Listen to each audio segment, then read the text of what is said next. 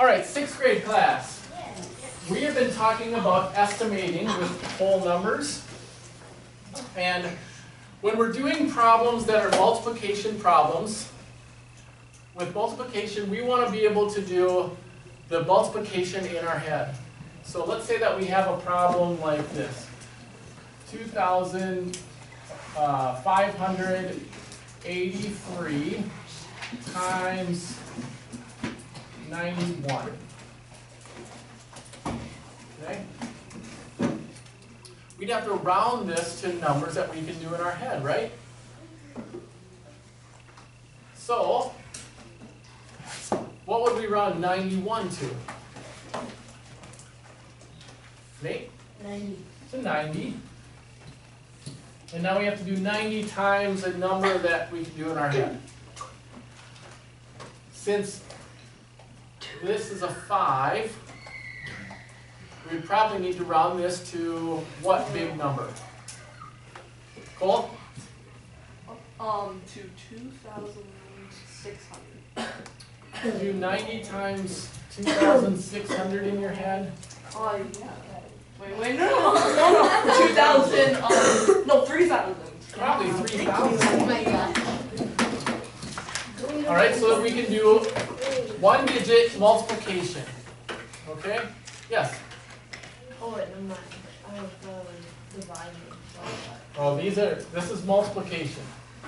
So, let's review multiplication with a bunch of zeros. When we have a bunch of zeros, what do? Alex? Put all of them in there. Put all of them in the answer. How many are there? 4.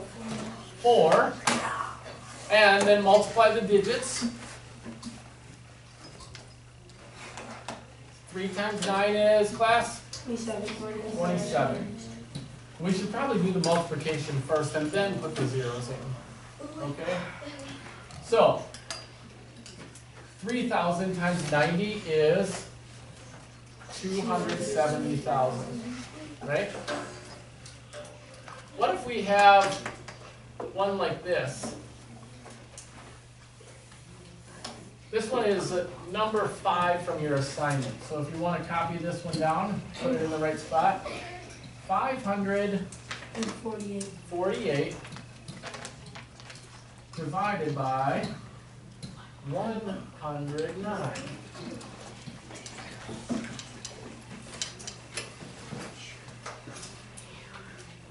Now, what could we round this to? Roy? 100.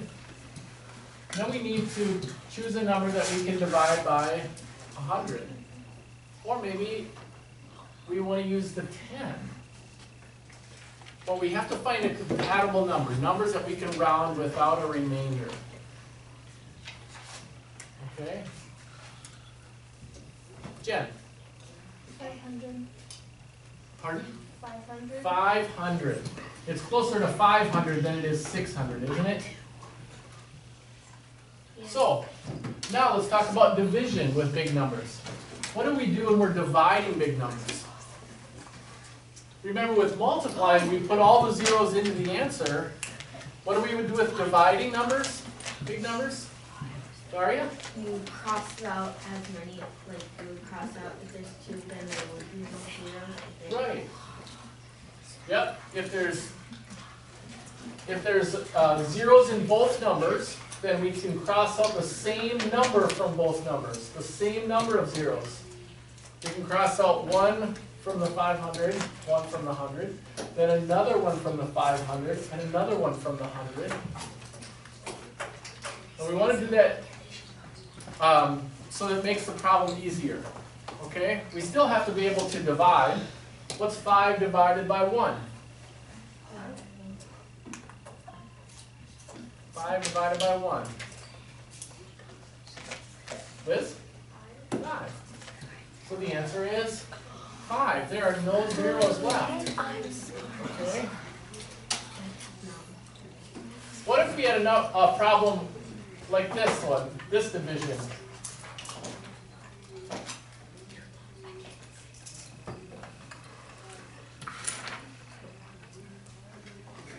2,000 divided by 50.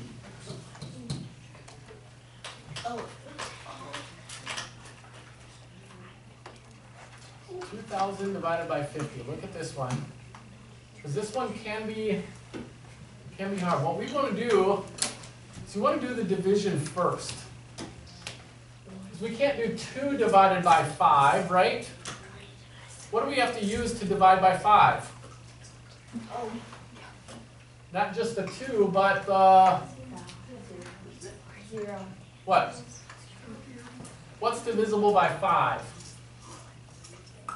Cal? 20. 20. We have to use the 2 and the 0.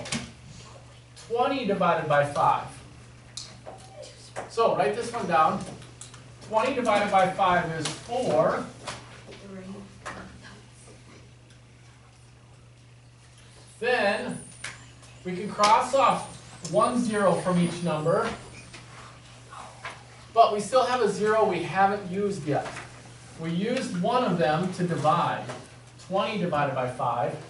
But there's this 0 left over. What do we need to do with that 0?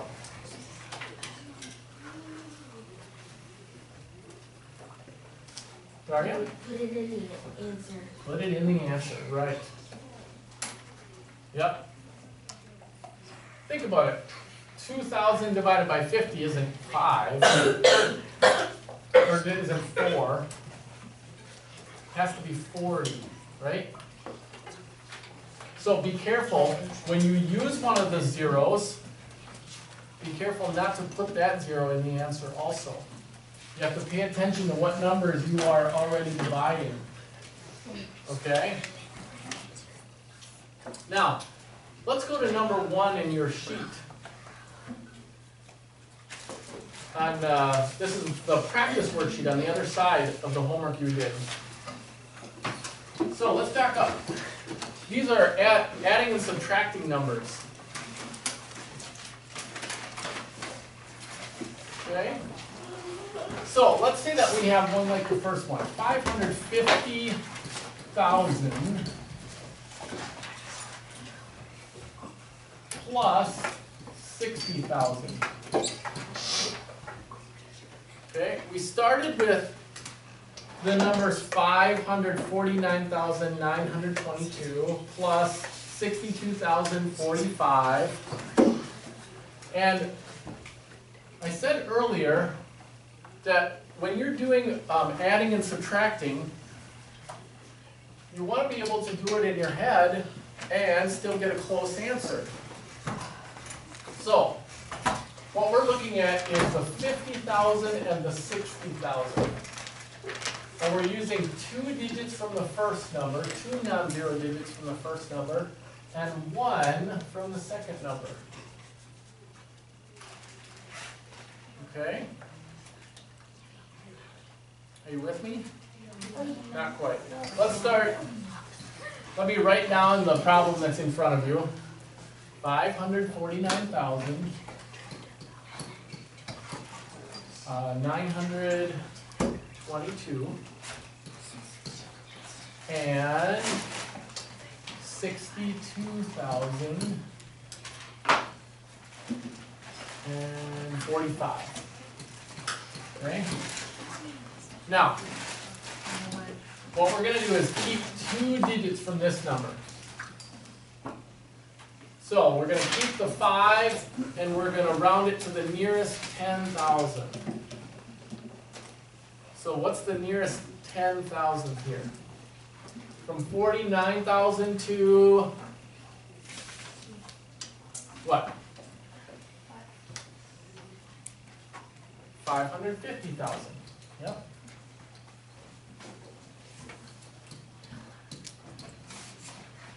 Keep 2 non-zero digits from the first number. So it's called 2-digit front end estimation. 2-digit front end. This is the front of the number. We'll keep 2 digits.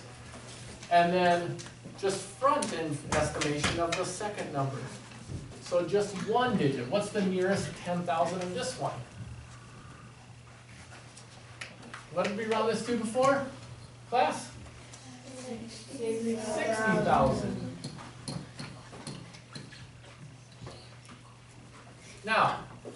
Can we add 50,000 and 60,000? Yes. Yeah. Yeah, because 5 and 6 is 11, so this is 110,000. 50,000 plus 60,000 is 110,000. And so this is 610,000. 610,000. So write that one down. The answer for the first one. 610,000. Let's do number 2 together. Just wait. 32,891 minus 11,798. Okay. Now let's use 2-digit front end estimation for the first one. So 2-digit front end means we're going to round this to the nearest 10,000 again. We're going to keep 2 of these digits. Look at this digit. Should we round this up or down? Tyler? Up to what? To 33,000. And use front end estimation for this one. So we just keep 1 digit. Look at this one. What's the nearest 10,000? 10,000. So now our new problem, the one that we can do in our head, is 33,000 minus 10,000. Reduce it by 10. 33,000 minus 10,000 is what, class? 23,000. 23,000. Okay. 2 digits. So 2-digit front end estimation minus 1-digit front end estimation. Okay? Now, I want you to try that process for number 3. And then I want you to go back and review multiplication and division in the second row for 4, 5, and 6. Okay? Do the same thing for 7 and 8. Tell if that number is an overestimate or an underestimate.